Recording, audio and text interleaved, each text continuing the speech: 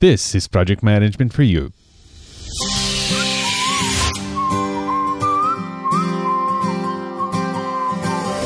Are you a solopreneur, individual, or small business owner who struggles with ideas and lacks converting those ideas into reality? Do you underpromise, afraid you won't deliver? Learn the least you need to know to start your path of turning ideas into reality and delivering on your promises. Each episode is designed to help you get things done. Welcome to Project Management for You with Cesar Abade. Hello everyone, and welcome once again to the second episode of the Project Management for You podcast series. I am Cesar Abade, your host, and it is great to have you here once again. On this show, I bring you my conversations with some of the best project managers I know as we try to break down and explain the science or the art of project management so you too can start turning your ideas into reality, delivering on your promises, and getting things done. Now, as you might know, I'm using my own experience here as a project manager and a lot of the insights I'm gathering here in this series to write a book. And the book is called Project Management for You, same title as the series. And at the same time these episodes are going live, be sure to visit projectmanagementforyou.com to check out the crowdfunding campaign I'm running to help me with the costs of self-publishing for this book. So this campaign is going to run for most of the month of October 2014.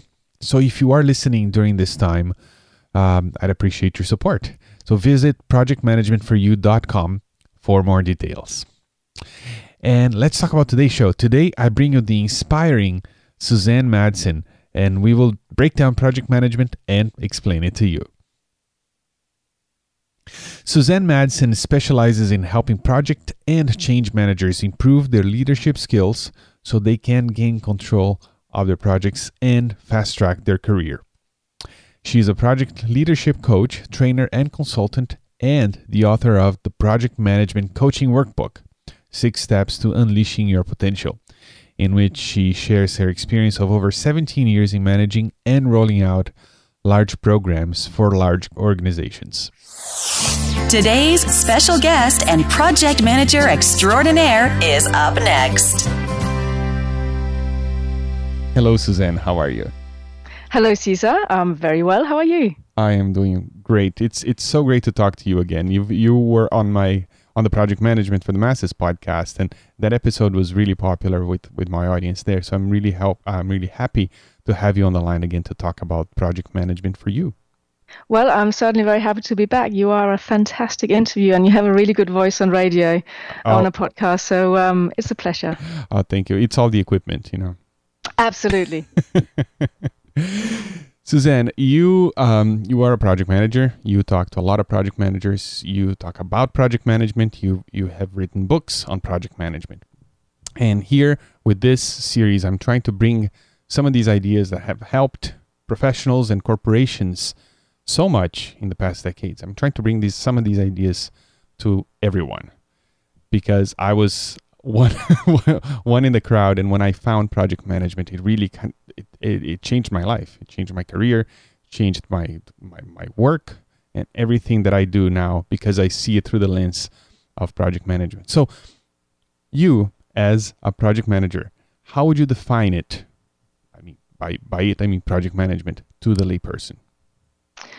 Okay, so to people who are not familiar with usual project management, I would say in very simple terms is actually project management is about getting from A to B. Not the A to B that we normally do, like every day you drive from home to work. That's more like a process because you do it all the time. But how do you get from A to B on something which is a little bit unusual? So I'll give you some examples. So maybe you're planning for a wedding, or you are planning to build a new house, or you're planning to go on a special holiday. So that's how do you get from where you are now to where you want to be in the future, i.e. living in your new house. I think that's really the crux of project management. And of course, there is a lot more to it. Really good project managers don't just get you from A to B. They actually get you to B+. And by that, I mean, let's say in project management terms, you get someone to build a new house, which is their B. But actually B plus is, well, how does it look after 3 years in the house? How does it look after 5 years? So I would say that project management is not just about creating something for people, getting from A to B. It's making sure that after you have created that, after you've delivered that to them, for instance, the house or the wedding, that they're actually happy being in that house, that their goals and objectives got fulfilled. It's not just the house, it's actually living in it with the purposes they had. Mm-hmm. So let's say the listener is thinking of writing a book, for example, and I use that example because I know you have done it, and I'm doing that right now. So would that mean that not just delivering the book, but a book that people enjoy reading and they'll recommend to their friends? Exactly. So that's a very good example. You are in a place today where you don't have a book. You want to be in 6 months' time in a place, let's say for argument's sake, where you have a book. So if I were the project manager of that project, I would help you to get from A to B, and B might be producing that book of 150 pages, whatever it is. But what is B plus then? Well, B plus is, what about in a year's time? How many books would you like to have sold? What do you want your readers to do on the back of that book? Presumably, you want them to finish reading it. Presumably, you want them to implement some of the ideas so that they do something different in their lives. Maybe you want your reputation to have increased as a result of that book. So that's a very good example of the project is not just delivering the book. It is actually all the stuff you want to have happen afterwards as well. Okay. And the whole reason behind this podcast series and also the book that I'm working on is the fact that the idea of writing a book is overwhelming to me, who I'm a project manager, and also to a lot of people out there. When they look at these projects, they say, "Oh, there's so much to do," and now you're telling us that there's even more after that, and I need to start thinking about that right now. So it's just overwhelming, right? So, in your opinion, what is the least people need to know about project management so they can start getting on that path of actually getting things done and start putting their ideas and turning them into reality? Yeah, and this is where I will try to take some of that pressure off, because actually people need very, very little to get going. I didn't have any formal training when I got started, and I'm absolutely sure that most people didn't, because back in the days there were very few formal project management courses. It's not like today. So it really depends on how many mistakes people are willing to make. If you're willing to learn from your mistakes, you need just really to be slightly organized as a person to get going as a project manager, and then you will learn as you go along. But back to my previous comment, I think if people want to prepare, and that means presumably they're going to make fewer mistakes when they get going. One of the aspects that will really help them is to actually be business minded, which means that in the analogy of creating a book, it is to understand from your point of view, you're the client here, what does that look like for you? What are you trying to achieve? What is the business context for you, if you like? Because, again, the most important thing in project management is delivering value by that project. If I deliver a book to you, which no one reads and people find appalling, and it in fact maybe harms your reputation, it's done no good, although you got the book. So the first thing that people need to do in project management is to understand that business context. What is it that value looks like? What is it that you would like to achieve in the end? I think that really takes a lot of the pressure off. You don't have to know lots of tools and techniques to get going. You just have to understand what that end goal looks like and how you're going to measure it. Of course, there are many other things as well to do with people, but I would say this is really the crux of it, understanding what the end goal looks like, how you're going to measure it, and then second to that, or in parallel with that, the people element is so important. And many people who get into project management and think, like you just said, oh my God, it's overwhelming, I don't understand the process of project management. But many of these will have managed people in other areas of life. And that is a big transferable skill into project management. How do we mobilize people? How do we motivate people? It's really about understanding human behavior. So there's a lot of skills that people can borrow from other parts in life when they do project management. Mm-hmm. And we will talk a little bit about that later on, because I agree with you. It's extremely important. So let me see if I understand. So you're saying, does this have to do with defining the requirements for the project and what you want it to do when you talk about the business value and the context? Yes. Okay. It is to do with the requirements, but I would say it's more than that, because you may say to me, I want a book which is 150 pages. I want a book which is has no grammatical errors in it. I want about 50 illustrations in it. Mm-hmm. I want hardcover, whatever it is. I want it to come out in Kindle. So all of these things are what we call requirements, and I can deliver those to you. But again, the business value of this is to understand, well, what are you trying to achieve with that book? Mm-hmm.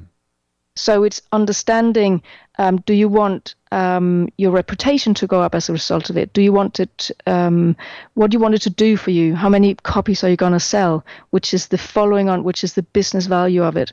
Many project managers who start out, they only concern themselves with the requirements. What does a book look like? What does B look like? Mm-hmm. They don't concern themselves with the bigger picture of why we're doing this. What does success look like 6 months after we've delivered the book? Because when you know that, you can really deliver the book much better. It puts it in context. And that's what I mean by understanding the business value. And many people, again, they can use that as a transferable skill. Mm-hmm. It is actually a big advantage in project management that you understand a bit of the detail with what you're working. You don't have to be a subject matter expert, not at all. You don't have to be a writer yourself to manage a book, that not at all. But to understand the context of your client is very important, because it's going to help you to understand what does a valuable product look like to them. Mm-hmm. And if you're writing a book, you might, when you start asking yourself those questions, what do I want this book to do for me? What do I want this project to do for me? You might come to the realization that, hey, maybe the book is not the best way to get there. Exactly. Right. So, and not only that, but if you do decide that you do want to write that book, it helps you make those decisions, like how many pages it should have, what it should look like, the target market, and all those things. So yeah, that's a great insight. So instead of just thinking of requirements and the description of what that project looks like, think about what is it going to do for you. Yeah, and just to create another example on the back of that, you describe to me what you want your book to look like. That's all the requirements. But one day I ask you exactly what you wanted to do for you, and you say, I want to earn 500,000 of it, mm-hmm. on the back of that book. Well, or whatever you say, well, that's going to be very unrealistic. I can produce a book for you, but if you want to earn money on the back of a book, that's not the best way to do it. And you're much better off doing something else, which is, again, that bigger context. And as you said, well, maybe the book is not the right thing. Mm-hmm. Fantastic.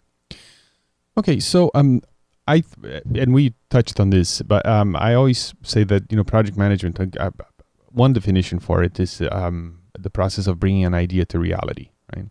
So if you agree with that, what do you think are the stages of, okay, I have an idea in my head to the point where I have it realized?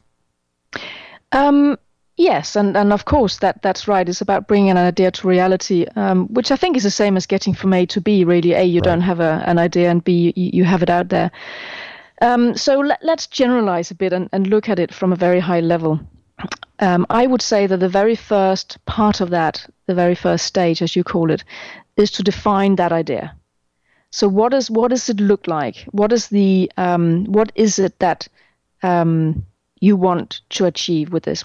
Describe the idea. What does a successful outcome look like? So once this idea has become real, describe that scenario for me. That's what I would say stage number one is. As a project manager, ask your client that. Get them to describe this idea in full flow. So for instance, the book. What are you going to do with the book? How does it look like? What does it feel like? What are you going to do with it? Get them to describe that end goal. Stephen Covey always said, begin with the end in mind.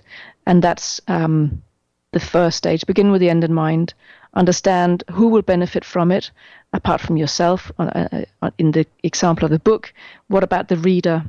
So describing that end goal, the end idea, what does it look like? And look at the financial side as well in this respect. Does it make good business sense to create this idea? It might not do. So that's stage number one.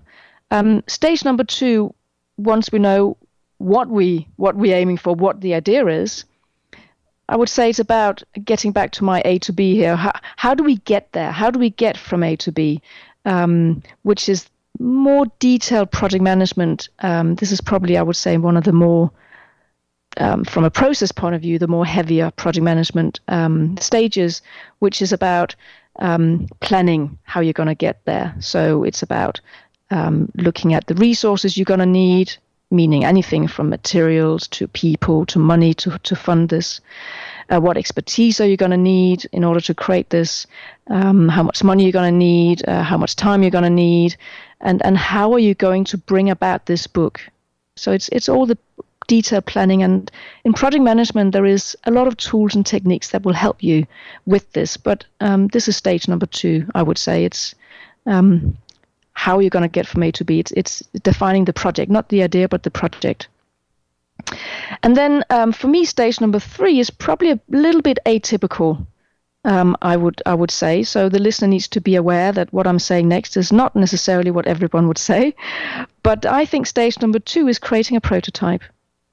And that means, well, so I think most people understand what a prototype is. It's some kind of, I suppose, way to prove that your idea works, not just your product idea, but your project idea as well. So proving the materials you're going to use, proving the processes you're going to use, maybe even proving that the people involved are going to work together well, proving the design principles, for instance. Depending on the type of project, you can do a number of different prototypes. Sometimes you can do a working prototype, which is actually something in action that works, but not to the finished standards. In a book scenario, you could create maybe a subset of the book to understand. Well, it depends what your end product looks like. But if you want just an electronic version of the book, you could, let's say, create a dummy version of that book with the expected cover, and just to get a feel for what it would look like maybe. The advantage of creating a prototype really means that as a project manager, you can communicate much better with the customer because they get something tangible that they can look at and feel and say, yes, or no, that's not quite cutting it for me. But you haven't created the final thing yet. So it's really it is a prototype or a dummy version of a product. And after you've done that and you have firmed up then what you're going to do and how you're going to do it, the next stage is really the doing stage. You know, we in project management, we can call this anything from the execution stage or the building stage or whatever, but it's a stage where you actually do what you have now planned you're going to do. And that can take the form of many different sub-stages, I suppose. You can, for instance, deliver your product gradually if you're talking software. No one says that you have to deliver everything in one big go. But if you're building a bridge, it's a little bit difficult, I suppose, to deliver half a bridge. If a project for you is to deliver a book and a website to go with the book, well, maybe I have two different stages for that in my delivery stage. Maybe in one project or sub phase of this, I deliver your book, and in another one, I deliver the website. Sometimes it's about splitting things into manageable pieces so that we don't have to deal with everything at the same time. But that's very high level. They are the stages I would say it takes to get an idea off the ground. Of course, we can go into much more detail, and there is a lot to do. You know, at some point you need to test your product and you need to deliver it. But what do you think of those high level stages I've come up with there? No, very good. The prototype thing is something that's kind of I would say unusual, but very, very important. Especially it's so easy to do it today. No matter what you're doing. I have many friends who are podcasters and they're bloggers, and and they come up with an idea for an ebook. And what they do is they write a first draft, very rough first draft, and then they share that with the audience. Hey, I know you guys have been looking forward to this book, and I have a prototype, if you will, and you can buy it now for 5% of the final cost, or you can take a look at it for free, and then that way they get feedback and they see whether or not it resonates, and then it kind of dictates how they're going to quote unquote execute that project later on. So that's a lovely idea. Yeah, it's a great way to engage your client base and also get feedback and see exactly what you need to do to achieve your objectives. If in this case it's to sell more books. So agree with you. So the stages then would be to do some work on the definitions and define exactly what it is, what success looks like, and then do some planning and prototyping and then execution. Is that what you're saying? Yeah. Very good. Okay. Yeah, no, I agree with that. And especially for people who are not familiar with project management and they get nervous about, oh my God, I'm not sure I get this right. I haven't tried to do this before. I'm not sure I understand the end product. Creating a prototype takes a lot of pressure off everybody because, again, it becomes something more tangible. And it's not too bad if it's wrong because it's not the finished thing, so we can change it. It shouldn't be an excuse for not doing things properly, but it does take pressure off everybody. Mm-hmm. Okay, maybe we'll talk a little bit about that planning phase there, because what I found is if you take your time to do some planning, even if you don't know exactly what the final project is going to look like, which a lot of the cases that's what happens.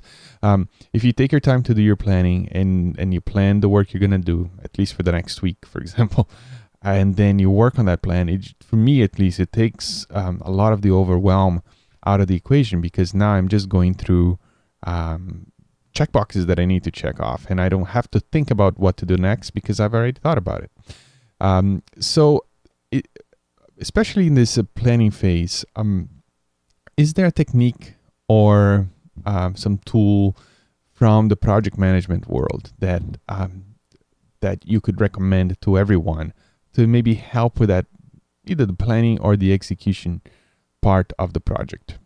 And also, where can we learn more about this tool or technique?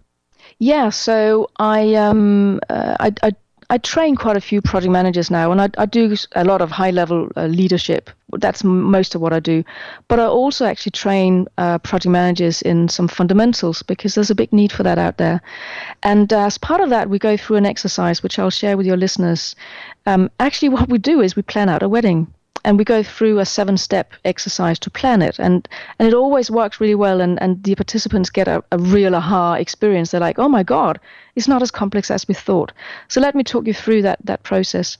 Awesome. What we do is we have the assignment, the project is to plan a wedding and to execute a wedding. And we divide people into groups. And the first step of this planning exercise is to brainstorm everything that needs to happen. Well, the first step is to know the end goal, right? So the wedding. The second step is to brainstorm everything that needs to happen as part of the wedding. And the reason this is done in groups is not just because we have groups participating in this training. It's also to simulate what people should be doing in real life, because it is actually a misconception that project managers should do it all on their own. If you have a small team and you are indeed going to organize a wedding or plan any other type of project, get your team together and do this together with them. When you plan collaboratively, you create much better responsibilities and get better buy-in from people. So as I said, the second step is here you brainstorm everything that needs to happen on your project, in this case, the wedding scenario. And we use Post-it notes. So everyone gets an idea, they put it down on the Post-it note. So we need to get flowers, we need to buy a dress, we need to buy rings, we need to get the catering ordered, etc. The third step is then to actually, out of this, to create milestones. So we've got all these stuff. We've got all this, let's say in the wedding scenario, different types of something to do with catering. You have the cake, you have the menu and all that stuff, and you consolidate that into catering has been done and signed off and ordered, for instance. That's a milestone in your project. You may have another milestone which has got to do with having booked the venue and the church and the reception, all of that done. Once, because sometimes, well, do you do the wedding? Do you do the church first, or do you do the venue first? Well, once you've done all of that and you've agreed the date and you know that your venue and your church are available, that's a milestone. So this step here is you consolidate everything that needs to be done into milestones, maybe between 10, 15 milestones. The rule of thumb that we use is that you should be able to fit this into one page easily, because the goal of this planning exercise is to create a plan on a page. And then after you have got your milestones agreed with your team, between 10 and 15, let's say, then the next step is to look at the dependencies between them. So what needs to naturally happen before what? Well, in the wedding scenario, you need to understand your dates before you can start to order food, and you need to understand how many guests are coming before you can again begin to order the exact food, etc. So there is a natural flow and a natural set of dependencies for your project and between these milestones. We also look at external milestones. So is there anything external to the project that you are dependent on? It could be anything in a project, but something that needs to happen. Maybe you need to get a budget signed off externally, or no, that I suppose that's got to do with the project, but something externally that you are dependent on. Maybe, well, I can't think of a wedding scenario. Maybe you can think of something that we are dependent on externally, but that's. Do you have one? Well, maybe the time of year, whether it's a popular time for weddings or not, whether the church might be booked already, weather. Things like that. Is that? Yes. So you might have certainly something that you are dependent on from outside of your immediate control, something that happens, as you say, in the environment around you. After you've done that, what happens then is that if you are ordering, we're still on Post-it notes here, by the way. All the milestones are on Post-it notes, and you've started to create dependencies. So you can create a flow now from left to right, where on the right-hand side you have your big Post-it note, which is creating the wedding or organizing the wedding. And everything in between from left to right are like your 10, 15 milestones. And now you have lines between them with dependencies. What you can then do, the next step, is to actually at the top create some months or some kind of weeks or dates, a kind of a calendar. And you can start to align your milestones to the month or the week within which you want them to take place. Again, you do this collaboratively with your team. Maybe certain things have to happen at a certain time from a milestone point of view. And now all of a sudden, your milestones on Post-it notes begin to resemble a plan, because it's flowing from left to right. You've got some dates at the top, not specific dates maybe, but just time frames. And then what you could do at the end is you can, on each Post-it note, which is a milestone, you can write who is responsible for making sure that milestone happens. The project manager shouldn't be responsible for doing all the work, but is responsible for organizing it. So you may have in the wedding scenario, well, maybe the bride is going to do certain things, maybe the groom is going to do certain things, and the mother and the dad, etc. So that's a very rough outline of how, without any project management experience, someone can go through with the team, use the collective knowledge of a team with Post-it notes, start to plan out a project and end up with a plan on a page, which is just a milestone plan. Wow, that's like a crash course into planning a project. That's it. That's all you need to know.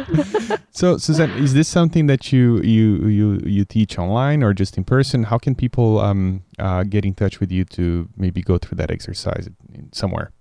Well, what I do is I don't do any courses for private people. I do most courses for corporates, but I coach individually. I coach and mentor project managers. I also have a coaching qualification, so sometimes I do leadership coaching, but I also do mentoring, which is much more hands-on how to do things. Actually, this 2 days ago, I had someone here for 3 hours, and we went through this exact planning exercise. Because on the top of that, we then do risks and issues, and we do roles and responsibilities, and we do a whole lot of other things. But they're mainly things I do on a one-on-one basis, unless it's a company signing up for it. Okay. What I'll do is I'll just add a link to your website to the show notes here, and then people can go and check it out and maybe get in touch with you. Yeah, but you're right. It is a crash course, and seeing people who don't know project management go through such a practical experience is actually, it really works, and you get people saying, "Oh my God, I get this," and it's fabulous actually. Mm-hmm. Yeah, and this is the process that I went through a few years back, and it completely, as I always say, changed my mind. It's the reason why I'm talking to you today, and I get to do all these things is because I learned how to get things done in a methodic way, and instead of just freaking out about the complexity of it all. Once you do that planning, then now like today I just need to work on this post-it note, and it's a lot. It does a lot for your brain to just focus on one thing at a time, or maybe 2 or 3 things at a time, and not the whole project. Yeah, and it so much happens when you do this collectively with people and you put something down on paper, because you have a common frame of reference to talk around. So after you have, in this case, I've shared with you some milestones, it's easy to put milestones in an Excel sheet and say, well, I've got 10 milestones, I've got a date against them, I've got an owner against them, and then you can start to track it and say, well, are we on track for the first milestone? Is it red, amber, or green? And what about the third milestone? Is it red, amber, or green? Are there any risks and issues associated with this milestone? And you begin to get a framework which you can use, which is simple, but it actually works. And everybody sees the same thing and communicates around the same thing. You can even use it as a status report. It's simple and it's powerful. Mm-hmm. All right, so let's talk a little bit about people, because even if you're writing a book, which it almost speaks to in the listener's mind right now, it's a project that you do on your own, and you sit with a typewriter, and in your office, in your study, and you write your book. But even as you write a book, you're gonna have to involve people. Number one, you need to think about the listeners, and then you might have a proofreader, a graphic designer. You're gonna have to work with the printer. You're going to have to work with people, even if you're doing a project that you might think it's a solo project. So in your opinion, what are some thoughts of that you have on working with teams, and more specifically, knowing when and what to delegate and to compel people to collaborate? Yeah, it's a big topic, and delegation is so crucial, and it's so crucial to the way people manage projects. Your example of a book, we can talk about it a little bit later, but I suppose because the book is maybe a bad example, because it's very much you doing the work, because you are writing it. You can outsource that to someone else, meaning a ghostwriter, but that's really just outsourcing the whole thing, isn't it?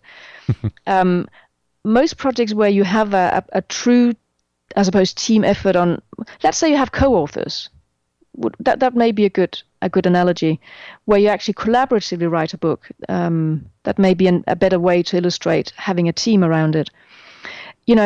Managing teams on a project is so much about listening to other people and understanding what makes each person tick.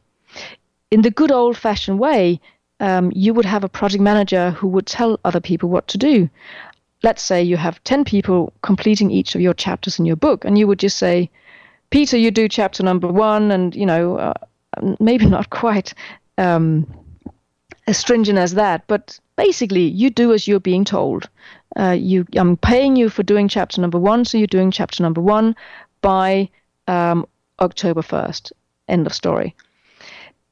But to be honest, when we work with teams today, that is not the best way. A better way is to engage with each individual person and understand what their strengths are, what their interests are, so that you can marry up what they like to do with what needs to get done on the project. And this is where delegation comes in, because elegant delegation means that you are not just delegating things that you don't want to do. So, for instance, you may not want to do the book cover yourself. So you want to delegate it. It's a good example. It's not crucial, I suppose, to your writing process. Let's say you're really good at writing. You're not really good at designing a cover. So you want to delegate that. But instead of just delegating it to someone on your team who happens to be free, it's really about delegating to someone who loves doing covers, who absolutely comes to life when you give them a cover to design, and who maybe even someone who's done a couple of covers before, but not for a real book, let's say. So it's a stretch for them as well, and you have requirements to how you want your cover to get done. So they feel quite motivated because it's a little bit of a challenge for them. So the best way to delegate is to delegate things that are not core to your skill set as a project manager. It's core to someone else's skill set, but is still providing them with a stretch. Because if you just delegate stuff that people have done 100 times over, where is the motivation for doing the same thing over and over again? So I think that's a good way of really thinking about it. You want to grow people in the process. And on any project, there are lots of stuff that needs to get done, and it is not essential that the project manager does everything. In a book scenario, you can outsource the marketing of your book, or delegate the marketing of your book, the cover of your book, the printing of your book.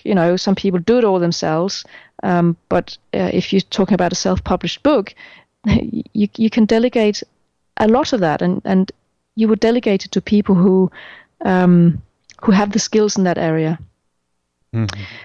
Yeah, so on bigger projects, of course, you can delegate a lot of the administration, all the tracking of timesheets and expenses, and that you can delegate. You can also even delegate on a big project sub-work streams, so specific areas that need to get done. Let's say you want a website to go with your book. Well, you can delegate all of that to someone else. You can just focus on the writing of your book, for instance. Mm-hmm. Does that describe it well?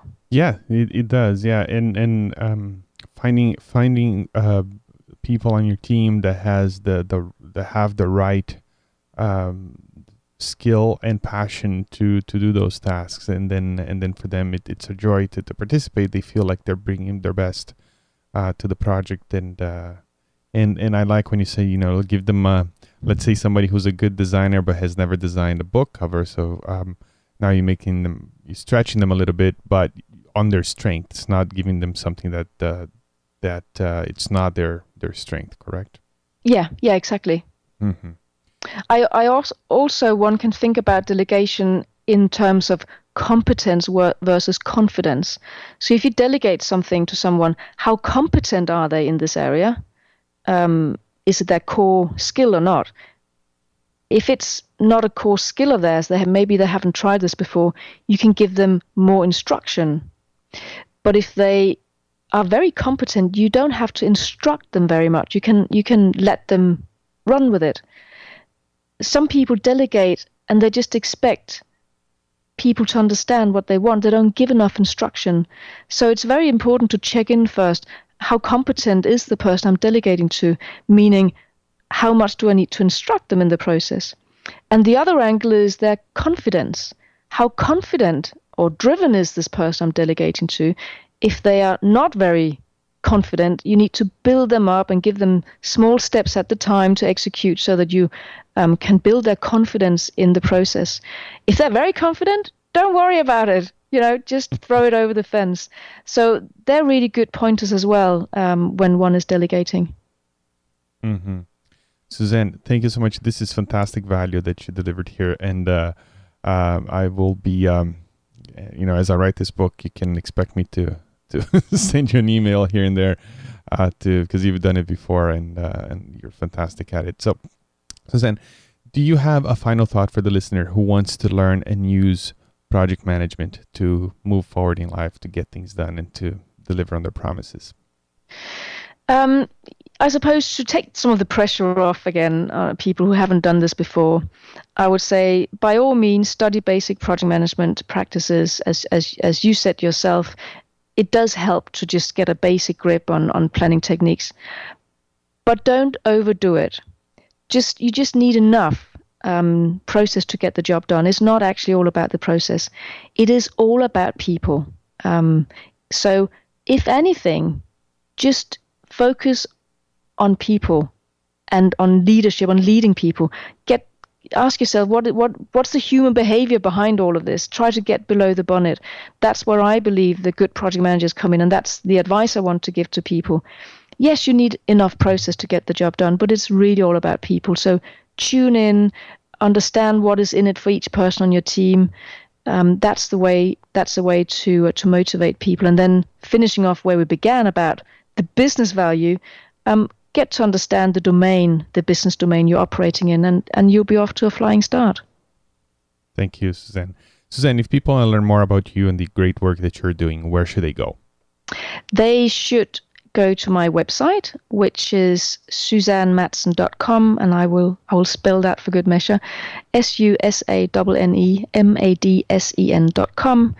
I've got all my resources on there. I've got a free resources page people can sign up to. I've got lots of stuff that's happened over the years, some videos and YouTube videos, and I've got my 2 books, of course. My first book, the Project Management Coaching Workbook, is a 6-step to guiding someone through project management. And my next book, The Power of Project Leadership, will be out later this year, maybe early January 2015. But the good news is that it can already be pre-ordered on Amazon, and I've got some really good reviews already, so I'm very chuffed about that one. And I was one of the privileged people to get a sneak peek of your new book, and it's a fantastic book, and I recommend you go to Amazon and pre-order. And I'll have links to Susanne's website and to her books as well in the show notes for this episode, which you can find at projectmanagementforyou.com. Susanne, thank you so much for your time. It's always a pleasure talking to you. Oh, that is me. I'm the one to say thank you. It's a pleasure speaking to you always. Project Management for You. Promises delivered. Gain more insight with Caesar's book, Project Management for You, at projectmanagementforyou.com. So there you go. I hope you enjoyed my conversation with Susanne. Susanne has been a good friend. She was a past guest on my Project Management for the Masses podcast, and she just has a lot to share. So I really recommend you visiting her website.